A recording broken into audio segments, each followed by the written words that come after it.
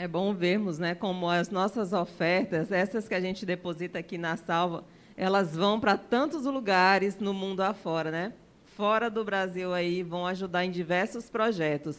E a cada sábado a gente vê esses projetos sendo apresentados aqui através do Informativo Mundial da Missão, que são exatamente vídeos para nos motivar a contribuir com essa causa. E vídeos também para nos mostrar o que já foi feito com ofertas passadas que foram enviadas para essas missões. Que Deus abençoe, então, a cada um no seu coração, quando for doar a sua oferta. Então, vamos lá, Edmilson, vamos para a recapitulação da 11ª lição do terceiro trimestre do ano de 2020. Né? Estamos acabando já o terceiro trimestre. A lição desse trimestre, ela foi uma lição assim que ela me trouxe algumas quer dizer, como é que eu vou expressar? Uma luz que às vezes eu não consegui enxergar, principalmente, e coisas que eu acho que vai ficar na minha mente por algum tempo, né? Eu espero que por muitos anos, tem coisas que não se apagam, você aprende, por exemplo, em 85, foi ano que eu entrei aqui, mas em 86, mais ou menos, o Alberto Maia veio pregar aqui, né, e eu nunca esqueci dessa pregação.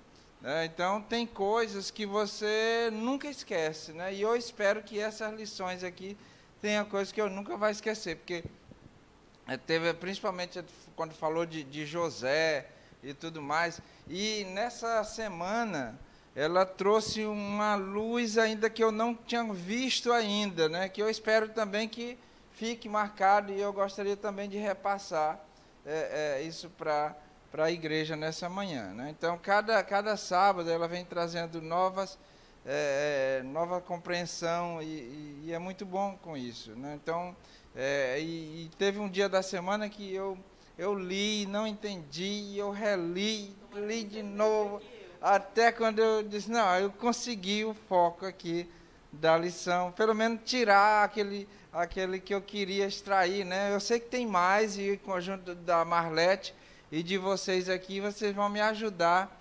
a entender um pouco mais da lição dessa semana. Muito bem. Tomara que não seja o mesmo dia que eu, porque eu também tive um dia aqui que eu li e reli. Eu digo, vou deixar para Edmilson. Né? Edmilson, mas isso que você está falando é verdade. As lições, muitas lições da Escola Sabatina, elas trazem informações, trazem aprendizado que a gente carrega para o resto da vida. Eu, estudando essa lição, lembrei aqui de uma lição passada, não vou saber exatamente, que nem você sabe os anos que você viu os sermões, quem foi que pregou, quando foi que pregou, onde foi que pregou, não tem essa memória toda. Não, isso é só uma exceção, o resto...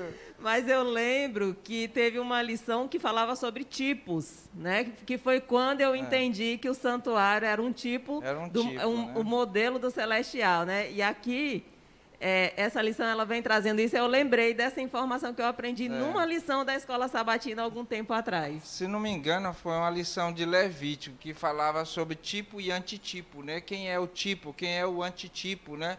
E às vezes a gente pensava que Cristo era o tipo, né? E aquelas ilustrações eram o antitipo. Na realidade, a lição toca novamente no assunto, né? Quem é o tipo, o antitipo, né? Aí a lição, ela começa, vamos para o versuário logo, né? Para a gente entrar na lição. Começando pelo título, né? Vamos lá. O título é Ansiando por Mais, né? Anseio por mais. Aí vamos entender o porquê desse título aí no decorrer da recapitulação. Da recapitulação. E o verso diz assim, ora, essas coisas se tornaram como exemplo para nós, a fim de que não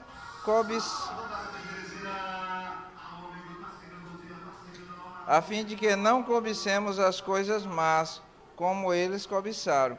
Então, Paulo está dizendo aqui no livro de Coríntios que essas coisas que foram escritas, e ele volta a falar, ou ele já tinha falado no livro de Romanos, que ele diz assim, ó, tudo que foi escrito para o nosso ensino foi escrito. Então, quando você vê essas coisas que foram escritas do passado, o irmão Bernardo está aqui, ele sempre gosta de dizer, olha, não adianta você ler uma coisa do passado, achar bonito aquilo dali, se você não tirar a lição para o presente, né?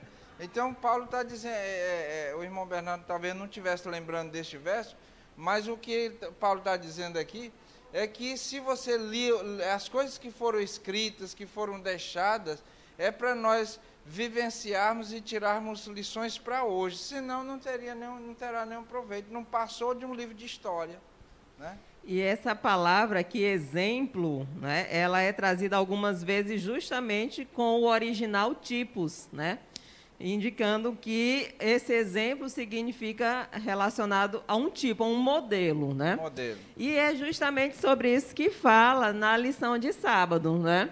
Na parte de sábado.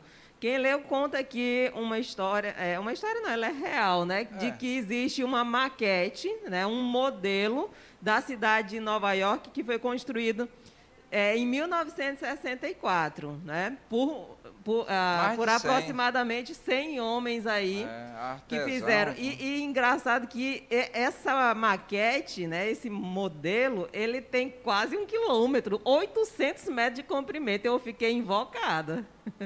Que ele diz aqui que tem 870 metros. Ah, não, desculpa, é 870 metros quadrados, desculpa.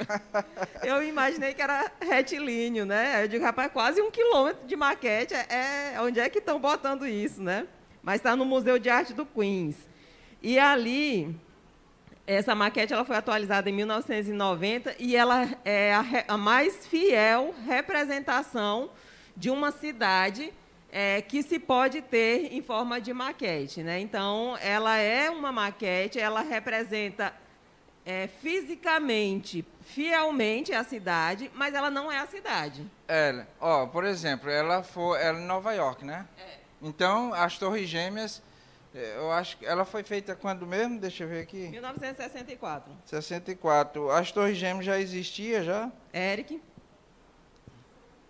Você que é o Wikipedia em 1964. Eu acredito que sim. As Torres Gêmeas já existiam em 64? Eu acho já, né? Então, a maquete ainda tem, né? As Torres Gêmeas, né? Porque teve uma época aí que só o Spar Station, acho que é Spar Station, não sei se... eu não sei pronunciar direito. Era o prédio maior, né? Depois... Sim, voltando aí para essa questão da maquete, né? Então, essa maquete, ela é uma cópia mais fiel da cidade.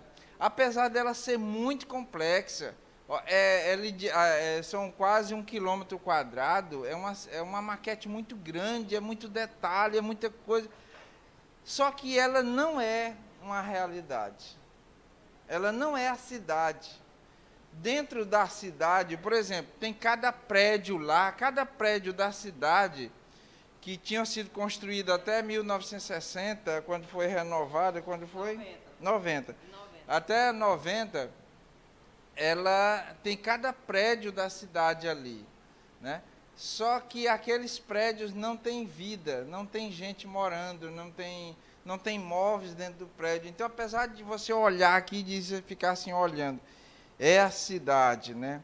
Olha, mas é perfeita. Mas se você pegar cada prédio daquele dali, só um prédio tem uma complexidade dentro do prédio. Por que eu estou falando isso aqui? Porque a lição dessa semana, ela mostra que aquelas coisas, aquele sacrifício, o sábado, todas aquelas cerimônias retratadas aí no livro de Levítico, principalmente, e livro de Êxodo, elas são uma representação de algo muito maior, né? E também as histórias, né? Porque não apenas os símbolos, mas também as histórias, como a história do povo que não entrou no descanso, né? Que a gente vai ver que comparação é essa também com o descanso, que aqui fala do povo de Israel. Mas a gente vai ver isso detalhado aí a cada dia. Pois vamos lá, vamos passando aqui para a parte do domingo, batizado em Moisés, né? Que título estranho. Mas aqui... Não era para ser batizado em Cristo, né? Aqui ela vai já começar falando desse uso da palavra tipos, né, como traduzida como exemplo. E aqui o exemplo que Paulo traz em 1 Coríntios capítulo 10, nos primeiros 11 versículos, é ele falando da história do povo de Israel, que remonta a um exemplo do que nós deveríamos, na verdade, do que os leitores, as pessoas que estavam ouvindo aquela época e nós, leitores posteriores, né, deveríamos extrair como lições da história de Israel, que aquilo deveria ser um exemplo para nós, né? Então, o serviço ali do santuário, aquilo era, como ele traz aqui, figura e sombra, né, de coisas maiores que nós não vemos. Por exemplo, ele fala da escravidão do povo do Egito, né? E aí, quando eles são libertos da escravidão, eles tomam a decisão de sair. Olha, essa questão de tomar uma decisão de sair do Egito. Muitos egípcios e outros povos, povos de outras nações que moravam no Egito na época, eles saíram com o povo de Israel. Eles tomaram a decisão, não foi só Israel que saiu do Egito, né? E o livro de Êxodo mostra que essas pessoas até serviram em algumas circunstâncias, em alguns momentos, aliás, serviram até de tropeço, mas elas saíram, né? E eu não sei, mas pode ser também que algum hebreu também tenha querido ficar no Egito, porque lá ele já tinha uma vida cômoda. Eu não sei, eu estou só dizendo que poderia ter acontecido. Assim como quando eles voltaram do exílio de Babilônia, alguns ficaram também em Babilônia, pode ser. Mas o que eu quero dizer com isso? Na saída deles, eles passaram pelo Mar Vermelho. E aqui chama de batismo, né? Eles foram batizados ali. Então, essa saída do Egito representa a nossa saída, o abandono da escravidão do pecado. Você toma uma decisão de você deixar o pecado e você passa pelo batismo, né? E aí, quando o povo passou pelo Mar Vermelho, passou, se bem que as águas não foram submergidas, eles não submergiram nas águas, mas ali a passagem pelo Mar Vermelho representa, então, o batismo dele. E quando eles começam a sua trajetória no deserto, é a trajetória rumo a Canaã. Marlete, isso aí é um exemplo típico da nossa vida como cristãos. Agora, o interessante, que eu até falei isso outro dia, que as pessoas já queriam ir do Egito, já queriam ir direto para Canaã, né? Mas nós temos que passar pelo deserto. O deserto é a sua experiência, você vai aprender a conviver e a depender de Deus. Então, todas essas eram o preparo para você não chegar lá na terra despreparado, né? Então, isso tudo são exemplos que aconteceu. Por isso que Paulo diz, olha, tudo que foi escrito para o nosso exemplo foi escrito. E o primeiro exemplo que traz aqui, nessa história de domingo, é justamente a construção do santuário no deserto, né? A gente já teve lições específicas sobre isso. Moisés atravessou com o povo o mar, eles peregrinaram pelo deserto, mas ali Deus também estava com eles e queria um santuário que ele pudesse estar presente ali, o povo tivesse um contato maior com ele. Só que esse santuário, ele era apenas um modelo, né, do santuário celestial, que a gente até já viu em outras lições, mas o que a lição está trazendo aqui a cada dia é algo que está escrito na Bíblia, que serviu como exemplo para nós, né? E aqui o primeiro exemplo citado é justamente o tipo, né, do santuário no deserto, que remetia ao santuário celestial, e o sacerdote que havia nesse santuário, que remetia a Jesus Cristo. Exatamente. Olha, se você tem uma contribuição para dar aqui, pode levantar a mão e nos ajudar. Se você viu alguma coisa da lição, ou mesmo no seu estudo da Bíblia com relação a esse assunto, pode levantar a mão e nos ajude. Faça.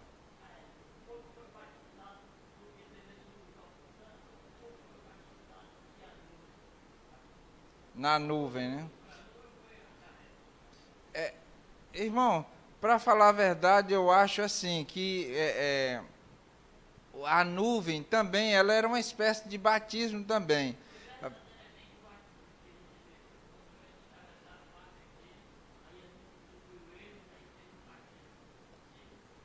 É como se o Mar Vermelho tivesse água de um lado e do outro e a nuvem em cima, então estava todo imerso, né? Tá certo. Obrigado aí, irmão, pela a contribuição, né? Porque na realidade o batismo é imergir, né? E você só atravessando não estava totalmente imerso, né? Aí o irmão concluiu aqui que a nuvem fechou, então, a área aí. Olha, essa questão aí dos ritos e sacrifícios.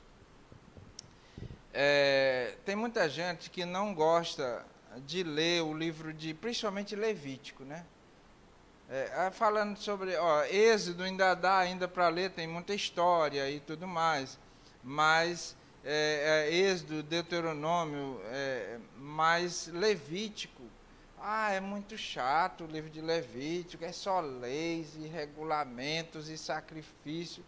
Eu aprendi a gostar do livro de Levítico, que você estava falando que lembrava de uma lição, e eu acho que foi a lição de Levítico. Eu aprendi a gostar do livro de Levítico há uns anos atrás, através de uma lição da escola sabatina. Que o livro de Levítico, aliás, o livro de Levítico não, aquele sacrifício, já que nós estamos falando aqui sobre ritual e sacrifício, ele nada mais é do que o Evangelho ilustrado. Às vezes, quando a gente é criança, que a gente vai ler um livro, primeiro que a gente folheia logo para ver se ele tem ilustração, né? A ilustração, ela ajuda você a compreender melhor o que o autor quer passar no livro, né? E quando eu era criança, que eu ia ler um livro, eu ficava saltando de ilustração a ilustração. O que eu estou querendo dizer não é deixando de ler, mas você lia aquilo dali ansioso para chegar na próxima ilustração. Aí, quando eu chegava ali, eu respirava e lia de novo até chegar na próxima ilustração. Então, o livro de aqueles ritos e sacrifício nada mais é do que o Evangelho ilustrado. Tudo que você vai ler no livro de Levítico, ele tem um significado, ele ajuda a gente a entender melhor o que Jesus veio fazer no Novo Testamento. Quando eu estava estudando essas partes aqui, né, lembrando dessa questão de ilustrações, eu lembrei do Edmilson, né? Porque o Edmilson ele só trabalha a lição aqui com ilustração. Né? Aí não, quando eu morava lá nas Ameixas, né? Um dia eu fui pescar, não sei o quê. Então ele gosta muito de usar essas ilustrações. E são cenas que nos vêm à mente do nosso cotidiano para a gente aplicar em alguma situação. Quando a gente lê alguma coisa da Bíblia, às vezes a gente não entende. Aí a gente faz o paralelo com alguma situação cotidiana.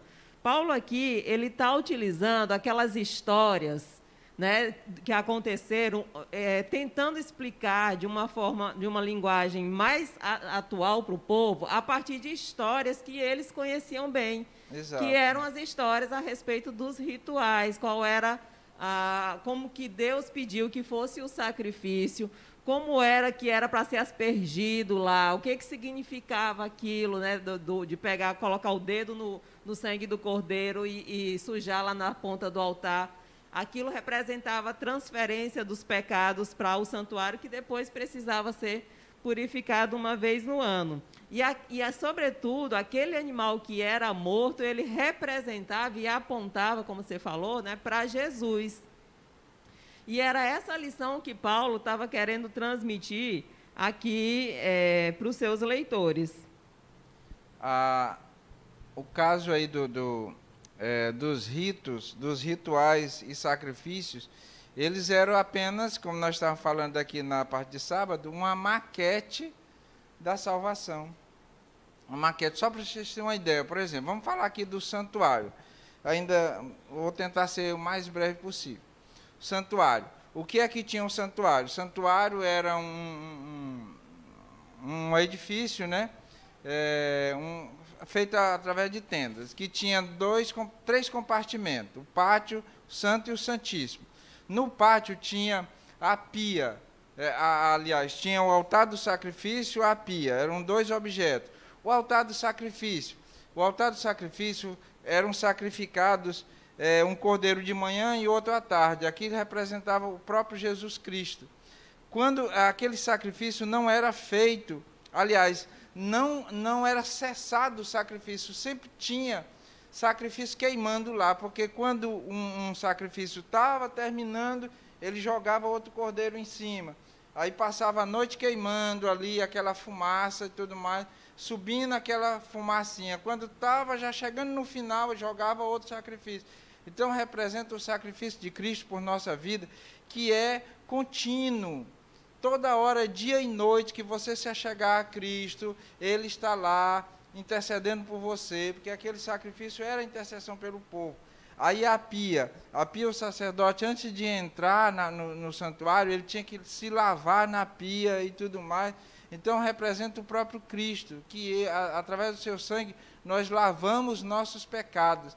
Dentro do santuário tinha alguns móveis, uma mesa com 12 pães, um candelabro com 7 lâmpadas. Essa mesa com 12 pães representa não só as 12 tribos de Israel, mas posteriormente os 12 apóstolos, mas os pães representam o próprio Jesus Cristo como o pão da vida. E ali o candelabro, a luz representa o próprio Jesus Cristo como a luz do mundo, que não deveria se apagar de hipótese nenhuma. E assim eu não vou fazer uma análise toda, mas cada móvel, cada ação, cada ato que era feito no santuário apontava para Cristo, ou para uma coisa maior. Para o próprio Cristo. Todas essas coisas apontavam para o próprio Cristo. Aí as pessoas dizem, mas esse negócio do Velho Testamento ficou para trás. Mas a gente perde muito quando nós deixamos isso, porque isso me ajuda a entender o sacrifício de Cristo. O sacrifício de Cristo é a maquete aqui, né? Todo aqueles ritos e sacrifícios eram uma maquete da salvação através de Jesus Cristo. Na verdade, se a gente tirar o Antigo Testamento, a gente não vai entender o que Paulo está falando em Hebreus, né? Que negócio de sacrifício é esse, né? Inclusive citando o livro de Salmos, né? Que está no Antigo Testamento, e também o livro de Êxodo e de Levítico, né? Então, assim, a gente não pode excluir essas histórias, né? Muito bem. Um exemplo de descanso, terça-feira. Aí, só para amarrar bem aqui, então a gente só recapitulando, né? A gente viu aqui o primeiro dia, que o exemplo trazido aqui era o da construção do santuário e o papel do sacerdote. No segundo dia, a gente está vendo aqui como exemplo, quais são os exemplos que são trazidos. O sistema de rituais, né, e a morte dos animais que eram sacrificados, que apontavam para algo maior, para Jesus Cristo. E no terceiro dia, qual é o exemplo agora, Edmilson? O exemplo de descanso. De descanso. Hebreus, ele fala aí do descanso, né? Inclusive, lá no livro de Hebreus, a gente tem uma passagem que a gente usa, e eu uso muito, os pregadores usam, né? Falando sobre assim, hoje se ouvirdes a sua voz, não endureçais o coração. Então, a gente usa muito esse verso para dizer que hoje o Espírito Santo está batendo na porta do seu coração para você tomar uma decisão de aceitar Jesus Cristo. Mas se nós formos pegar esse aqui, ao pé da letra, ele não está se referindo à decisão de seguir a Jesus Cristo, mas ele está se referindo à decisão de você obedecer ao quarto mandamento. E aqui, quando ele fala esse exemplo de descanso, ele está falando do contexto, são trechos difíceis de serem lidos, assim, de ser entendido, que é esse livro de Hebreus 4, dos versículos 1 a 11. A princípio, você não entende muito bem qual o objetivo, qual é a ideia de Paulo, mas, no geral, Paulo está usando aqui a história do povo de Israel, que ele diz assim, né, que todos foram batizados na mesma nuvem, todos ansiavam por entrar na terra, mas nem todos entraram por conta da desobediência dele. Aí eles, e essas coisas foram escritas para que nos sirvam de exemplo, ou seja, o povo queria a Nova Jerusalém, e eles queriam a Nova Jerusalém, eles queriam Jerusalém, eles queriam Canaã, né? Eles queriam entrar na nova cidade ali, que tinha sido prometida para eles, mas da forma errada, sem ter um compromisso, sem ter fé, né? Eles não estavam indo carregados pela fé, eles estavam carregados por um desejo maior, que era ser livres, ter o próprio terreno deles, né? Ter a independência a moradia deles, né? Cada um queria ter as suas posses.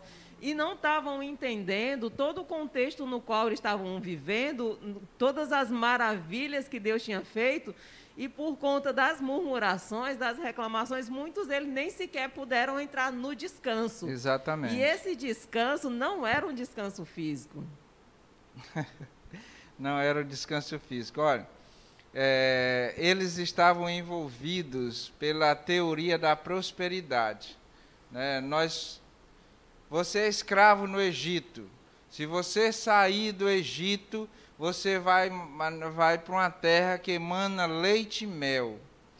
Então, ora, mas quem é que é escravo e não quer sair para uma terra que emana leite e mel? O seu próprio terreno e criar suas galinhas, né? Você que vive com dificuldades aqui nessa vida, né? Diz, olha, vem, aceita Jesus Cristo, entregue a sua vida, que a sua vida agora vai ser extraordinária, né?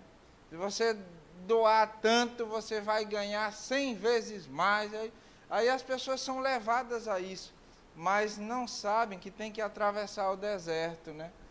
Aí muitos estavam querendo, muitos estavam motivados pela terra prometida, mas não estavam vendo, não conseguia ver o deserto. Mas não era a motivação correta, né? Certo. Aí Paulo diz assim, ó, eles não entraram no seu descanso. O que era o seu descanso? Era a obediência a Jesus Cristo. A obediência. Muitos só queriam a terra prometida, mas não queriam obedecer.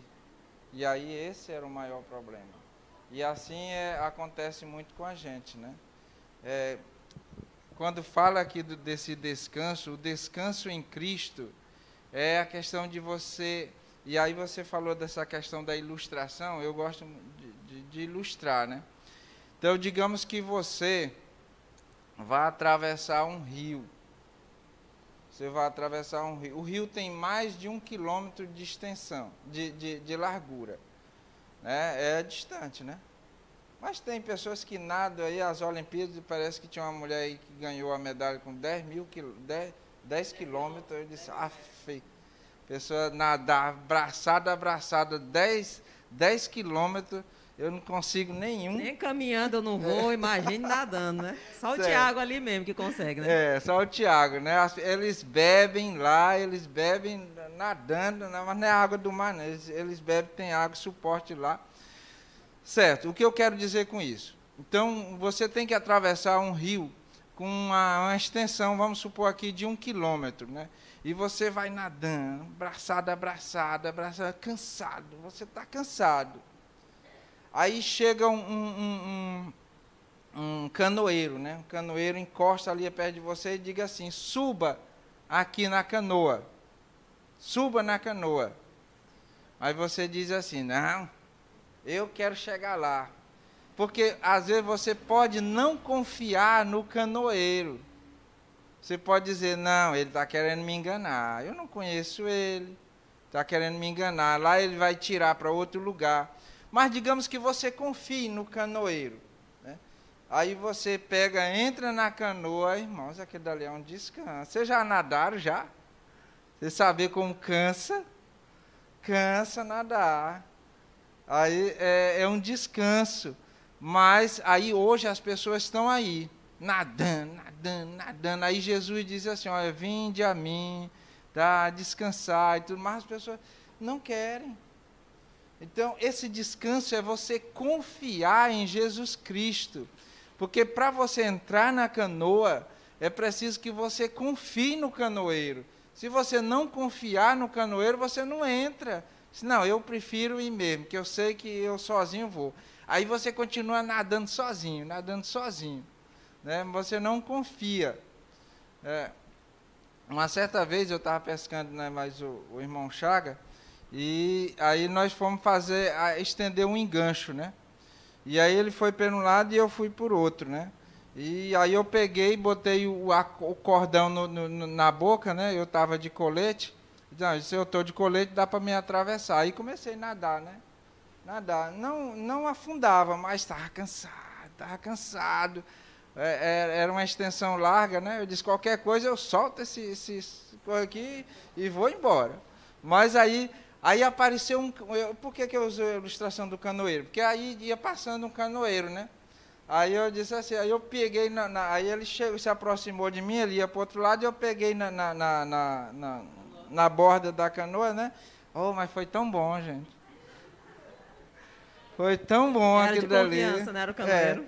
Eu confiei naquele dali. Então, hoje Jesus Cristo está aí, mas as pessoas não querem a obediência. Ele diz, olha, se me amardes, guardareis os meus mandamentos. Mas as pessoas não querem, eles querem fazer por si próprio, né? Querem fazer por si, aliás, a salvação. E só fechando aqui nessa lição, essa parte, entender que realmente o descanso não era um descanso físico, porque o povo de Israel, até chegar em Canaã, ainda tinha que passar por um bocado de povos e sair tirando eles tudo, porque a terra não estava desocupada, né? Exato. Então, se eles estavam pensando nesse descanso físico, né, ia demorar ainda um pouco. O descanso que Jesus estava oferecendo, ou que Deus estava oferecendo ao povo, era um descanso nele, né? Era assim, não te preocupa, tu vai ter que brigar com o povo, mas eu vou te dar a vitória. E muitas vezes você não vai ter nem que levantar uma espada para derrotar o povo, né? Então, é esse o descanso que Deus quer dar para a gente, né? Olha, você você tem a sua trajetória até a Nova Jerusalém, até a Canaã Celestial. Vai ter um monte de batalha que você vai travar, mas descansa em mim, né? Eu vou estar contigo, as tuas batalhas eu vou lutar também. E vamos lá, então, passando aqui, né, para a parte que fala para o povo não endurecer o coração, que era esse povo mesmo, né? Esse povo aqui de Israel que a gente está falando, mas que Paulo também utilizou o trecho. Não endureça o vosso coração, né? Eu até já tinha tocado no assunto que muitas vezes a gente fala da decisão de aceitar Jesus Cristo como seu Salvador. É claro que você pode usar esse verso, porque quando a Bíblia foi escrita, ela não tinha só um foco, né? Ela é um leque de objetivos. Mas o objetivo central aqui, se você for ler, o irmão Albino pregou sábado passado aqui, ele estava falando do contexto, né? O contexto imediato. Se você for ler o contexto imediato aqui, ele está falando do sábado. Se você ouvir, você que está do outro lado, você que está aqui, você ouvir a voz de Deus dizendo, olha, obedeça, não endureça o vosso coração. É um apelo que ele faz. Entre no barco, meus irmãos. Eu tenho uma experiência de saber que nadar, atravessar sozinho é difícil. É difícil, mas se você entrar no barco, você vai descansar. Então, você entre no barco, descansa em Jesus Cristo. Paulo, mas é difícil guardar, é difícil obedecer.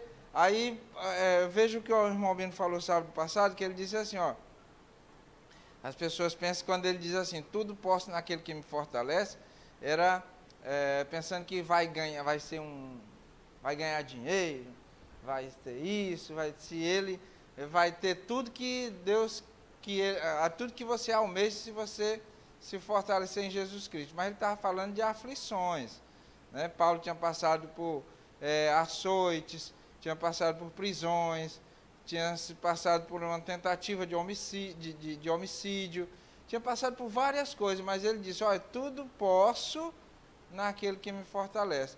Então, é possível, meus irmãos, é possível a gente obedecer a Deus. E ele diz assim, olha, se hoje você ouvir a sua voz, dizendo, olha, você pode ser obediente, você pode guardar o sábado, você pode guardar todos os mandamentos, não endureça o vosso coração. E entender aqui que Israel entrou na terra prometida, efetivamente, mas não entrou no descanso de Deus, porque endureceu o coração. Infelizmente, toda a história que a gente vê do povo de Israel é uma história de coração duro. Aí Deus arrocha, aí eles vão lá, não, Senhor, nós vamos agora fazer tudo que o Senhor mandar, nós vamos obedecer, vamos... Aí chegava um rei, mandava tirar tudo, aí quando estava... Tempo depois, o povo de Israel já estava caindo nos mesmos erros. Povo de coração duro. Então, já ia dizer. Oh, mas é bonita. Povo ruim, esse povo de Israel, né?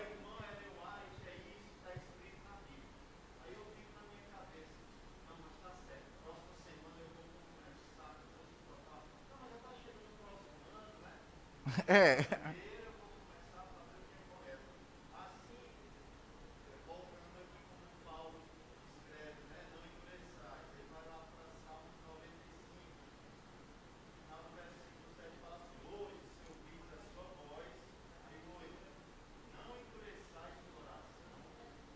Como o povo fez. Sim.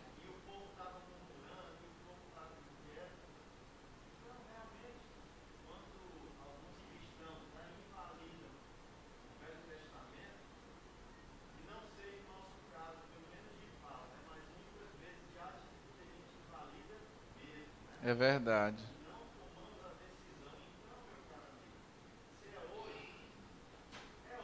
É hoje. Não deixe para amanhã.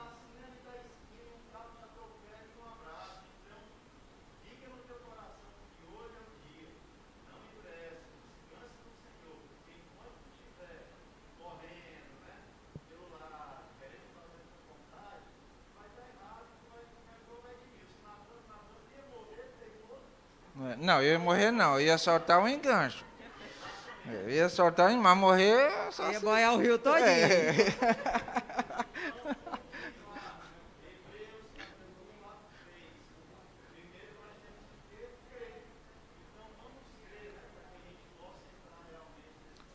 Na terra Canaã. E é isso mesmo, né? A gente olha as histórias de Israel, diz assim, mas que povo de coração duro, Ave Maria, minha nossa.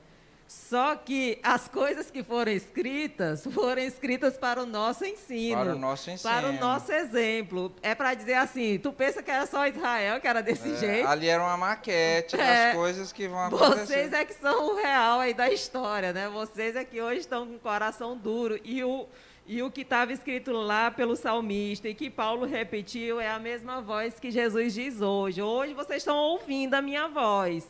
Não endureça o seu coração, porque eis agora o dia da salvação. O dia da salvação.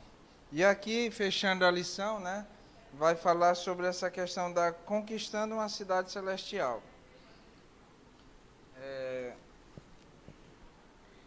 Observe as características do povo da aliança após a cruz. Não há judeu nem grego, nem escravo, nem homem livre, nem homem, nem mulher. O que significa no contexto em que Paulo escreveu? Gálatas capítulo 3, do 26 ao 29. O que é que significa que para Deus não há nem homem, nem mulher, nem judeu, nem grego, nem escravo, nem livre? O que significa isso? No contexto... É para a igreja? É, para a igreja. Para a igreja. Cadê o microfone, meninos? Para a igreja aqui que quiser. O que significa no contexto da lição dizer que não existe diferenciação entre gregos, judeus, homem e mulher, livres e escravos?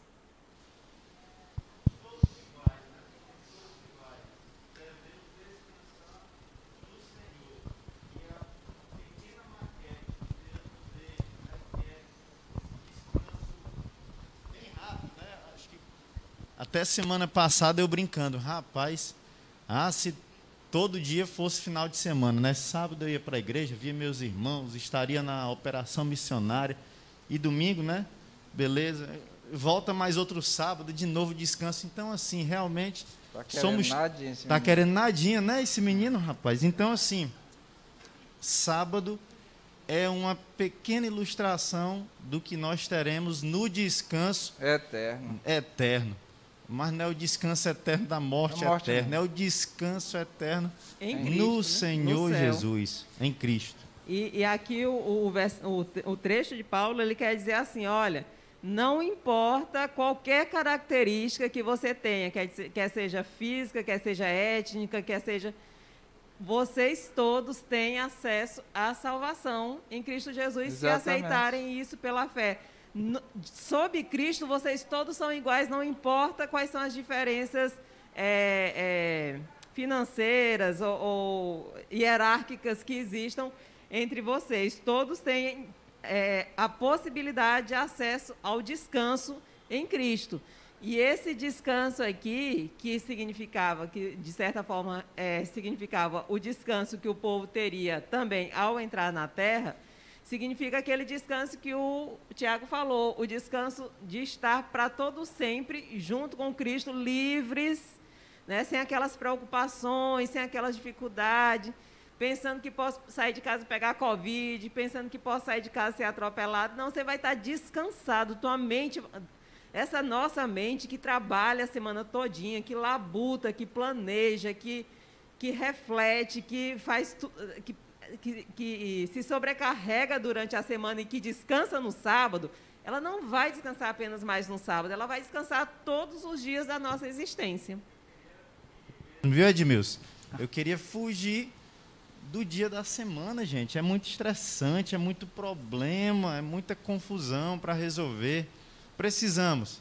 Porém, o sábado é um dia deleitoso que eu esqueço, deixo meu celular ali do lado. Se pegou fogo em alguma coisa, alguma situação de trabalho, ou confusão que eu possa resolver, que se acabe, né? Está nas mãos de Deus. É o dia que realmente a gente entrega 100%. É descanso, gente. É descanso. Todo ser humano precisa disso. Todo ser humano. E aqui eu achei, eu até grifei aqui um trecho, Marlete, aqui da lição, que eu achei muito interessante, que diz assim, o primeiro parágrafo depois da 7ª lição, diz assim: Hebreus 4 tem sido usado para enfatizar a observância do 7º dia, o sábado, enquanto outros o têm usado para contestar a validade desse descanso sabático, à luz do fato de que há outro descanso no tempo do fim. Nenhuma das posições reflete bem o texto bíblico. Em vez disso, o texto sugere que o enfoque do tempo, do fim, do descanso especial de Deus está presente desde a criação, e que a celebração do descanso sabático oferece uma pequena amostra semanal desse descanso do tempo do fim. É isso que o Tiago acabou de falar.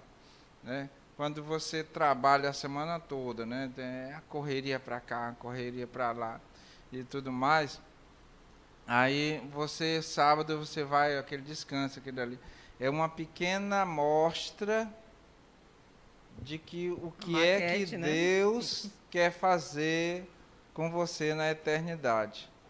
E como aqui é um preparatório para a eternidade, então, se você não está querendo descansar nem aqui, como é que vai descansar significa lá, né? que você não quer, está querendo descansar também com Deus.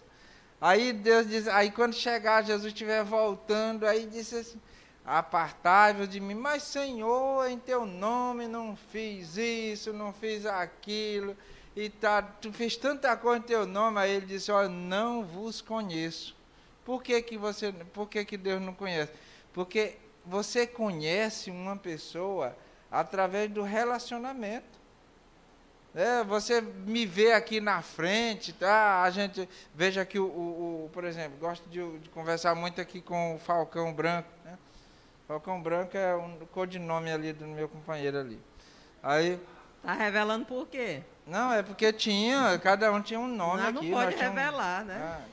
Essa questão do relacionamento aí que tu falou é muito importante. E o maravilhoso que a gente sabe, se eu tenho um relacionamento com Cristo, Ele vem me buscar.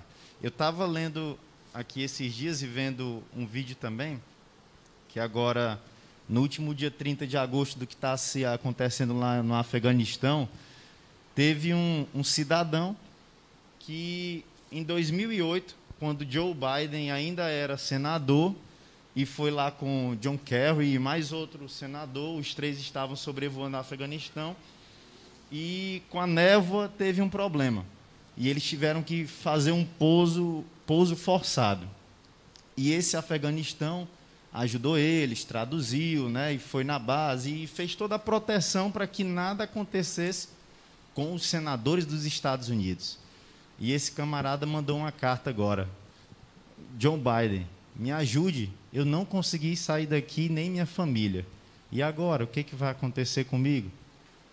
E Joe Biden respondeu, né? Não se preocupe, meu caro amigo, né? Nós somos agradecidos por seu serviço, né, que você fez para a nossa nação e para nós. Nós iremos te resgatar. Mas só que talvez seja até a intenção do Joe Biden, né? Mas será que ele vai conseguir entrar depois de toda a confusão feita, né? Então, esse rapaz aí que intitulam como Mohamed, né, deve estar lá aflito, porque se o Talibã pegar ele, vai ser faca, né? Vai morrer mesmo. Então, esse rapaz está confiando no Joe Biden.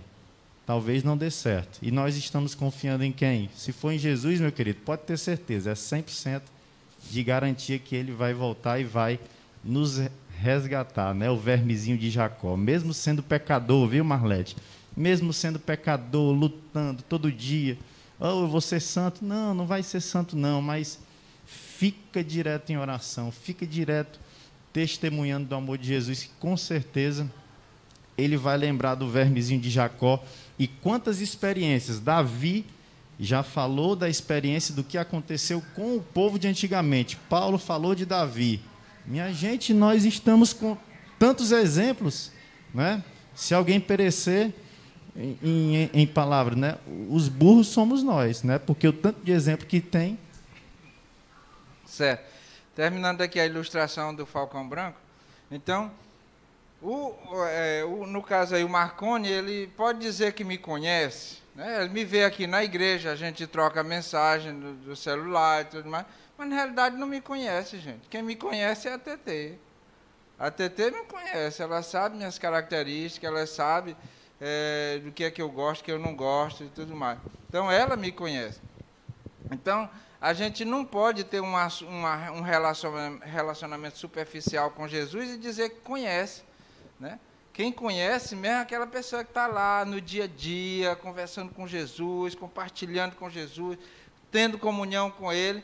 Aí, por isso, muitos fizeram as coisas superficial, conhecia lá, e aí dizia, Senhor, ele disse, olha, não conheço. Bárbara, não conheço. Mas eu não conheço, e pronto, não conhece. Edmilson, você falando dessa ilustração aí, eu acho que é mais ou menos assim. Às vezes você vê uma pessoa pela TV, né? Aí você conhece a vida dela todinha, né? Ou você sabe tudo sobre aquela pessoa. Aí você vê ela no meio da rua, né? E diz, fulano, assim como que você já fosse íntimo, né? Aí ela vira assim para você, mas quem é você, né? Aí é tipo Jesus, mas Jesus, olha eu aqui, eu andei, preguei, fui na igreja, mas quem é você? Eu era um tiete seu, né? Quem então é você que nunca nunca conviveu comigo, podia até ir na minha casa, mas nem falava comigo. Não ouvia as palavras que eu falava, né? Então, eu acho que a ilustração é mais ou menos assim. Mais ou menos isso aí. Pois é, Marlete, eu gostei muito da lição dessa semana. Eu espero que a gente tenha tirado um proveito para a nossa vida, senão o verso foi escrito para outra pessoa e não para você, né? Porque, na realidade, foi escrito para nós, mas se você não tiver tirado lições, esse verso não vai servir para você. E vamos encerrar com a oração aqui. Mesmo sentados, eu convido a todos para que a gente possa orar. Senhor Santo Deus e Pai, muito obrigado pelos exemplos que o Senhor colocou na Tua palavra, que servem para nós nortearmos o nosso caminho, os nossos pensamentos, as nossas ações, a fim de que não venhamos a cometer os erros que nós vimos os nossos antepassados cometendo. Nos ajuda a focar cada dia mais nas mansões celestiais e fazer desse o nosso alvo, mas andando a cada dia contigo, não andando nos nossos próprios pensamentos, nas nossas próprias vontades, mas no assim diz o Senhor. Continua conosco no que viermos a fazer aqui, que seja para a tua honra e tua glória e nossa conexão com Cristo Jesus, no nome do qual nós oramos. Amém. Amém.